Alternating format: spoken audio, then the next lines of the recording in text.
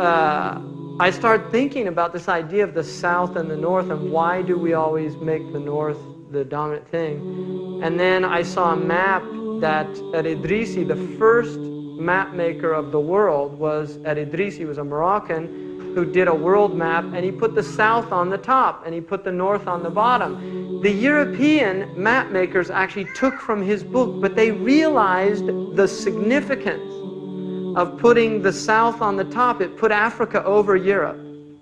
And so they actually flipped it over and made their maps with the north on the top. And interestingly enough, if you read in the book called The Venture of Islam, Hodgson's points this out, how he said it's so unfortunate that the Muslims don't recognize that they made the first maps and they put the south on the bottom, and they should go back to putting the south on the bottom, because it's a completely Eurocentric worldview that actually does not have historical foundation.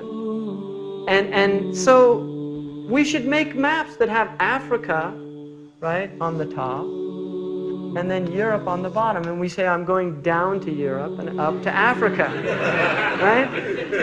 So we have to say, I'm going up to Los Angeles and down to San Francisco, because in Arabic, you actually do say the south is up. In fact, they call southern Egypt Sa'id, which is upper Egypt.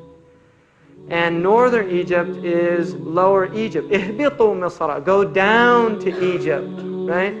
And also in Libya, they say it as well. They say Nas'ad al-Qibla, we're going up south. Wanzil al-Bahr, we're going down to the ocean, which is in the north. So this is traditional cosmology. And don't think this is insignificant, the impact that seeing maps all your life with Africa on the bottom. Yeah. And then the other thing about a southern map, nothing's over Arabia. That's another thing about it. Look at a southern map, because I have one that was printed in Australia, because the Australians caught on to this. And they said, why should we be down under? And so they just turned it right side up, right? And they made their maps. I have a map from New Zealand, and it's really interesting to look at it. It actually puts things in a very interesting perspective. You start seeing things like how close Ireland is to Morocco, for instance, and how close Germany is to England. You realize how strong the Germanic ties, because you don't get that sense when you see a northernly dominant map. So it's very interesting.